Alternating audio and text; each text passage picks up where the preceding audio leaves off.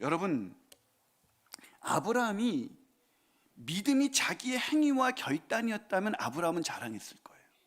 내가 어떻게 믿음 가졌는지 알아? 나는 99세 때 안 흔들렸어. 나 기근이 와도 난 주님만 바라봤어. 애를 안 주셔도 언젠간 주실 줄 알았어. 그랬나요? 여러분, 성경이 말하는 믿음을 알기 위해서는 에베소서 2장 7절을 읽으셔야 돼요. 메시지 성경으로 제가 읽어볼게요. 지금도 하나님께서는 우리를 그분이 원하시는 곳에 두시고 이 세상에서나 저 세상에서나 그리스도 예수 안에서 은혜와 사랑을 우리에게 쉼없이 쏟아 부어주십니다. 구원은 전적으로 하나님의 생각해내신 일이고 전적으로 그분이 하신 일입니다. 뭐라고요?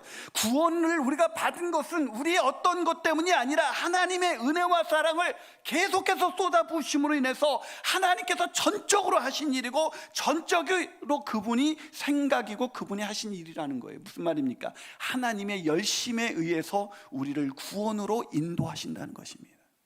아멘이십니까? 그래서 여러분, 로마서 4장 1절과 2절은 이렇게 말합니다. 그런즉 육신으로 우리의 조상인 아브라함이 무엇을 얻었다 하리요? 만일 아브라함이 행위로서 의롭다 하심을 받았다면 자랑할 것이 있겠지만 하나님 앞에서는 없다. 아브라함은 왜 자기의 믿음을 자랑할 수가 없었습니까? 우리는 믿음이 좀 좋다고 자랑을 합니다. 남들보다 종교생활 열심히 하면 그걸 자랑합니다. 왜? 자기 행위를 자랑하는 것이 종교생활이니까요. 근데 믿음은 자랑할 것이 없습니다. 왜? 전적인 하나님의 열심이기 때문에 그렇습니다. 내 열심이 아닙니다. 내 노력이 아닙니다. 하나님의 노력이고 하나님의 열심이 바로 성경이 말하는 믿음인 것입니다. 그래서 박영선 목사님은 이렇게 말합니다. 다시 보는 로마서라는 책에서 아브라함이 하나님을 믿었다는 말은 그가 하나님께 붙들려 있었다라는 말 외에는 다른 어떤 표현으로 표현할 수가 없습니다. 아브라함이 하나님을 믿었다는 말은 하나님께 붙들려 있었다는 말 외에 그 어떤 것으로 표현할 수 없습니다. 여러분, 믿음으로 산다는 것은요, 하나님께서 우리를 붙들고 가신다는 걸 아는 거예요. 여러분, 제가 여러분에게 이런 질문 던질 수 있어요. 여러분, 오늘도 믿음으로 살고 계십니까? 믿음이 자기의 의지와 결단으로 하나님의 뜻을 이루는 것, 의롭게 되는 것, 자기의 구원을 이루는 것이라면 말할 수 없을 거예요. 그럼 제가 얼마 전에 신학교 가서 부흥회 인도할 때 들었어요. 여러분, 진짜 믿음으로 사세요? 하나님의 믿음으로 사세요? 그랬더니 아무도 대답을 못해요. 그럼 얼마의 시간을 더 들이면 믿음으로 살 수 있습니까? 그래도 대답을 못해요. 만약에 여러분이 저에게 목사님은 그런 믿음으로 사십니까? 라고 묻는다면 저는 매일 믿음으로 삽니다 라고 답할 수 있습니다. 왜요? 믿음은 나의 노력과 결단이 아니라 하나님의 열심이기 때문이죠.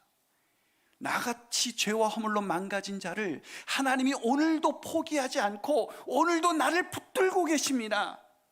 하나님이 나를 향한 그 구원을 이루시기까지 쉬지 않고 일하시는 분이십니다. 그게 제가 알고 있는 믿음이에요. 그래서 저는 매일 믿음으로 삽니다. 믿음이 아니면 살아갈 수 없는 존재인 것입니다.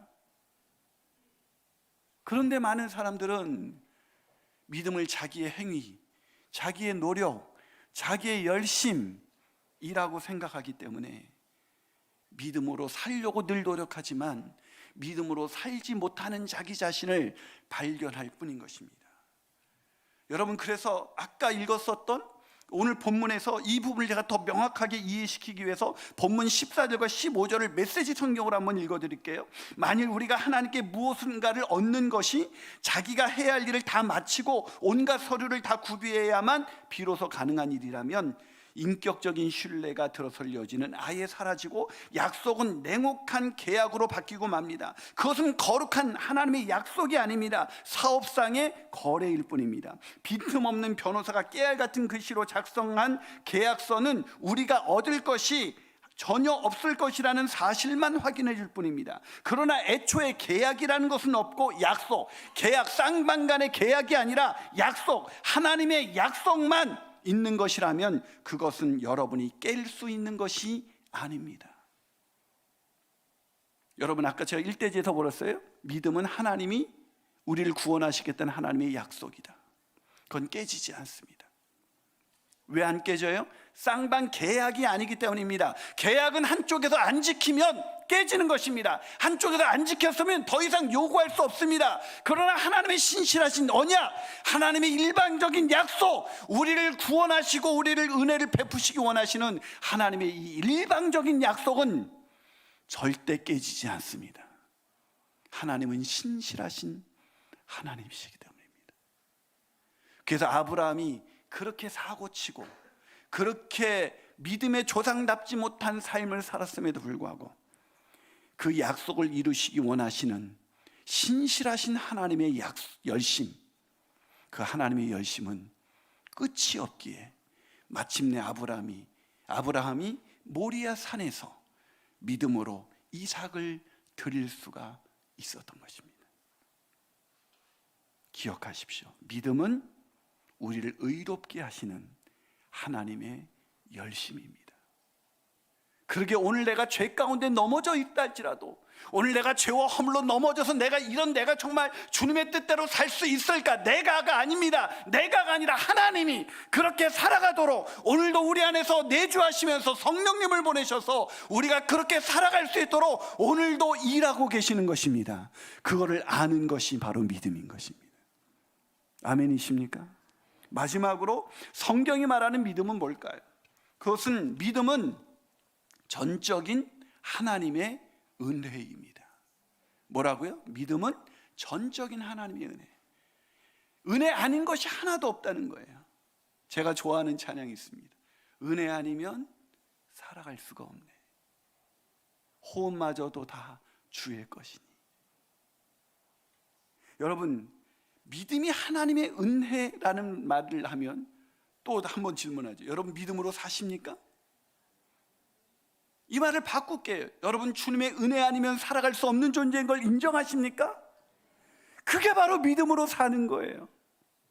믿음으로 사는 건 내가 남들보다 더 도덕적이고 윤리적이고 남들보다 종교적인 열심을 더 많이 해서 내가 남들보다 더 훌륭한 사람이 되는 것이 아니라 전적으로 타락한 나를 향한 전적인 하나님의 은혜, 그 은혜 아니면 오늘도 살아갈 수 없는 죄인 중에 죄인입니다 라는 것을 알고 살아가는 사람, 그 사람이 바로 믿음으로 사는 거예요.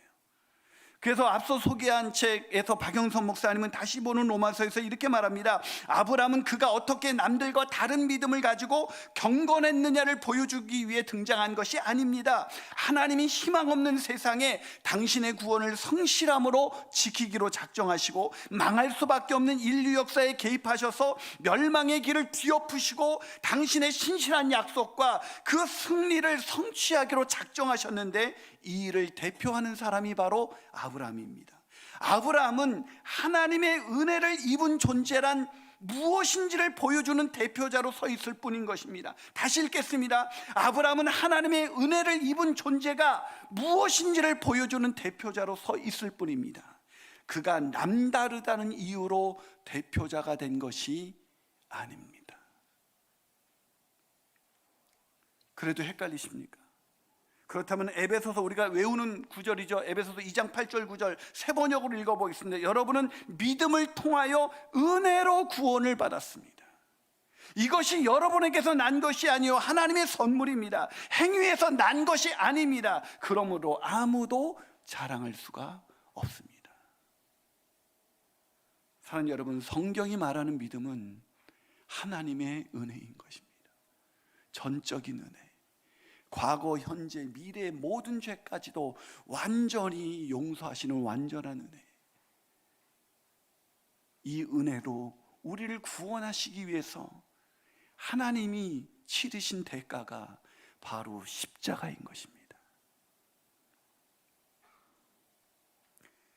그래서 오늘 본문은 이렇게 끝납니다. 본문 23절에서 25절. 그러므로 그에게 의로 여겨졌다 기록된 것은 아브람만을 위한 것이 아니라 의로 여기심을 받을 저와 여러분을 위한 것이니 곧 예수 우리 주 우리 주를 죽은 자 가운데서 살리신 이를 믿는 자니라. 예수는 우리의 범죄한 것 때문에 내줌이 되고 또한 우리를 의롭다 하시기 위해서 살아나셨느니라. 왜 예수가 십자가에서 죽으셨다고요? 우리의 범죄한 것 때문에, 우리의 죄값을 다 치르시기 위해서 내어주심이 되고, 오늘도 살아나신 이유가 무엇입니까? 우리를 의롭다 하시기 위해서, 우리를 의롭다 인정하시기 위해서 지금도 살아계셔서, 우리가 매일 예수님과 동행하면서 산다는 것은 오늘도 범죄하고 넘어지는 우리를 여전히 살아계신 주님께서, 부활하신 주님께서 우리를 의롭다 하시기 위해서 그분이 부활하신 것입니다. 그래서 예수와 동행하는 사람은 죄책감에 시달리지 않습니다. 예수와 동행하는 사람은 자기를 정죄하지 않습니다. 그러므로 그리스도 예수 안에 있는 자들에게는 결코 정죄함이 없나니, 그리스도 예수 안에 있는 사람들, 주님과 동행하는 사람들, 그분의 은혜로 말미암아 구원을 얻어 오늘을 살아가는 사람은 내 노력으로 의롭게 되려는 것이 아니라 오늘도 나와 동행하시는 그분의 은혜로 인해서 내 힘으로 할 수 없었던 것이, 그 은혜가 더 커지면 커질수록 내가 범죄할 때마다 나를 벌하지 아니하시고 다시 일으켜 세우시는 하나님의 은혜, 한량없는 은혜, 그 은혜로 다시 세우신 바 되어서 오늘도 다시 그 믿음의 길을 걸어가는 것, 그게 바로 믿음으로 사는 것입니다. 그렇게 살아가시는 저와 여러분이 되시기를 주님의 이름으로 축원합니다. 반주를 조용하게 천천히 눌러주실래요? 제가 설교를 마치면서 우리 교회 31살의 애기 엄마 얘기를 들려드리려고 그래요. 이 애기 엄마가 이제 막 첫돌이 지난 애를 데리고 우리 교회에 방문해서 세교 등록을 했습니다. 제가 우리 교회 등록하면은 기도 카드를 A4 용지에 봤는데, 그분은 기도 제목을 많이 적지 않고 딱 하나, 남편 김땡땡 구원받기를 원합니다, 이거 하나만 썼어요. 그래서 남편의 구원을 위해서 열심히 기도했습니다. 그러던 어느 날 몇 개월이 지났을 때 그 남편이, 제가 예배에서 딱 보니까 저 뒷쯤 앉아 있는 거예요, 그 자매하고 같이. 제가 얼마나 기뻤겠습니까? 끝나고 내려와서 와, 반갑습니다 형제님. 그랬더니 그분이 나한테 갑자기 내 손 악수하려는 제 손을 빡 뿌리치면서 이건 놓으세요 그러는 거예요. 내가 당황하니까 여보, 내가 설명해 드릴게. 목사님 놀라셨죠? 우리 남편 예수 믿어서 교회 나온 거 아니에요. 우리 남편, 목사님 제가 암에 걸렸거든요. 폐암 말기래요. 6개월밖에 못 산대요. 그래서 저희 남편이 네가 믿는 하나님이 너 살려주시는지 한번 보자고. 그래서 나왔어요. 아니, 너같이 하나님 믿는 애를 왜 하나님이 폐암 걸리게 하시냐고 그것 따지러 나왔어요. 너무 절망스럽습니다. 온 중보기도팀에게 기도 요청을 하고 같이 열심히 기도했습니다. 우리 지혜자매 고쳐주십시오. 근데 이 지혜자매가 폐암 말기에 걸리는데 시한부 선고를 받고도 계속 전도를 하면서 다니는 거예요. 목장, 우리 소그룹을 목장이라 그러거든요. 목장이 와서 전도한 이야기를 그렇게 합니다. 부산에 사는 이모한테, 불교대학에 다니는 이모한테 전화합니다. 이모, 반가워. 네가 웬일이니? 이모 놀라지 마요. 내가 폐암 말기래 6개월밖에 못 산대. 이모가 놀라서 말을 못했습니다. 이모 걱정하지 마. 하나님이 살려주실 거야. 근데 내가 이 시한부 선고를 받으니까 이모가 아직 예수 믿지 않아서 이모 생각나서 전화했어. 예수 믿으면 천국 가요. 예수 믿으면 영생을 누려요. 이모, 이 좋은 천국 나만 갈 수 없으니 예수 믿고 천국 가라고. 서울에 있는 친구에게 똑같이 전화합니다. 반가워. 무슨 일이야? 놀라지 마. 나 폐암 말기래. 네가 생각나서 전화했어. 그렇게 일주일에 5-6명에게 전화해요. 오직 기도 제목이 자기 병 낫기 위한 게 아니에요. 왜? 그건 하나님이 고쳐줄 거라고 이미 믿기 때문에 그게 중요하지 않대요. 그래서 애 대학을 위해서, 남편의 취업을 위해서, 승진을 위해서, 아파트 당첨을 위해서 기도의 제목을 내놨던 그 목장 식구들이 너무 부끄러워졌대요. 시한부 선고를 받고서 저렇게 기뻐하면서 복음을 전하는, 그래서 한 영혼이 주께로 돌아온 이야기 때문에 너무 행복해하는 그 자매 때문에 그 목장 식구들이 회개가 일어났어요. 그러던 어느 날 드디어 남편이 그 남편분이 예수님을 구주와 주님으로 믿었어요. 그 자매랑 펑펑 울면서 영접 기도를 하고, 그렇게 그 자매는 건강하게 아픈 데도 없이 잘 지냈어요. 어느 날 이 자매가 오더니, 목사님 저 기도해 주세요. 남편과 왔어요. 잘 차렸고. 왜? 그랬더니 저 병원 가보려고. 병원에서 시한부를 와서 치료를 포기한 자매거든요. 병원엔 왜? 그랬더니 아무래도 하나님이 낫게 하신 것 같아요. 의사한테 검진받고 의사에게 복음을 전해야겠어요. 그러고 갔는데 연락이 없는 거예요. 기도했죠. 하나님, 이미 난 줄로 믿습니다. 의사에 가서 하나님의 살아계심을 전파하게 하여 주옵소서. 그게 갔는데 더 악화됐대. 이제 진짜 며칠 안 남았대. 그 자매가 분당 서울대병원에 입원했습니다. 뇌까지 전이가 된 거예요. 뇌 전이가 되고 나서는 횡설수설하기 시작합니다. 그렇게 믿음으로 끝까지 살아냈던 그 자매의 눈을, 그 횡설수설하는 모습을 보는데 진짜 억울했어요. 하나님 바보 아니세요? 살아계신 거 맞으세요? 아니 이때 역사하지 않으면 언제 역사하시려고 그 엄청난 능력, 전지전능한 능력 왜 아끼십니까? 제가 목사지만 도대체 병든 자를 위해서 기도한다는 게 무슨 의미가 있나? 회의가 들었습니다. 자매가 말기암 환자들이 가는 샘물 호스피스에 이제 마지막으로 이제 정말 며칠 안 남았다고 거기 갔어요. 그래서 천국 가기 전에 그 자매를 봐야 될 것 같아서 그 자매 갔더니 햇빛이 쨍쨍한 그 따스한 그날에 그 자매가 밖에 나와서 있는 거예요. 근데 그날은 이렇게 정신이 제대로 돌아와서 저를 보더니 목사님 하면서 환하게 웃는데 얼마나 기가 막힌지. 아니 자매는 하나님이 원망스럽지 않아? 그랬더니 왜요? 아니 자매를 고쳐주지 않았잖아. 그랬더니 목사님 하나님이 제 소원 들어주셨잖아요. 하나님 무슨 소원을 들어줬는데 내 남편 구원해 주셨잖아요. 그럼 뭐해? 이제 두 돌 된 이 아이는 어떡하고?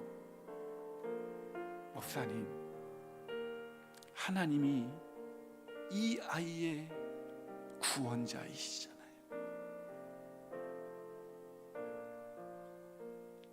하나님이 이 아이의 구원자이시고 이 아이의 주인이시잖아요. 뭘 염려하세요, 목사님? 믿음으로 산다는 것이, 우리가 이 세상에서 하나님께 잘 해드리고 우리가 원하는 것을 얻어내는 것이 믿음이라면 굳이 기독교인이 될 필요가 없습니다. 믿음은 죄와 허물로 망가진 저와 여러분을 사랑하신 하나님이 일방적으로 우리를 사랑하셔서 도저히 구원할 수 없는 저와 여러분을 구원하시기 위해 아들을 십자가에, 그 참혹한 십자가에 내어주신 사건, 그 은혜로 인해서, 그 하나님의 은혜, 그 하나님의 열심, 그 하나님의 약속으로 인해서 구원의 기쁨을 누리면서 오늘도 주님과 동행하면서 사는 것, 그게 믿음으로 사는 것입니다. 그렇게 사시기를 주님의 이름으로 축원합니다. 기도하시겠습니다. 사랑하는 여러분, 오늘 기도하면서, 오늘 말씀을 들으면서 저와 여러분은 정말 성경이 말하는 믿음을 가지고 있습니까? 우리는 어떤 믿음으로 오늘을 살아가고 있습니까? 이방 종교를 믿는 사람들처럼 우리가 하나님을 이렇게 잘해드리고 내가 열심을 내서 하나님을 기쁘게 해드리면 하나님도 내가 원하는 거 해주시겠지, 그건 믿음이 아닙니다. 내가 하나님의 뜻대로 내가 의롭게 되려는 노력, 그것도 믿음이 아닙니다. 믿음은 죄와 허물로 망가져서 도저히 사랑할 수 없는, 구원할 가치가 단 1도 없는 저와 여러분을 일방적으로 사랑하셔서 창세전에 예정하시고 선택하시고 부르셔서 우리가 하나님을 신뢰하고 하나님의 약속을 신뢰할 때까지 우리를 포기하지 않는 하나님의 열심, 하나님의 은혜, 그것이 바로 믿음인 것입니다. 그러게 오늘 우리는 믿음으로 오늘도 살아갈 수밖에 없는 것입니다. 오늘도 우리는 믿음으로 살아내야만 하는 것입니다. 하나님 아버지, 하나님의 은혜가 아니면 살아갈 수 없는 연약한 인생인 것을 오늘도 고백합니다. 하나님의 열심이 있기에 죄와 허물로 망가진 내가 오늘 다시 일어서서 믿음의 길을 걸어갑니다. 그 믿음의 길을 끝까지 걸어갈 수 있도록 나를 붙들어 주시옵소서. 우리 이 마음을 함께 주님 한번 부르고 간절한 마음으로 기도합니다. 주여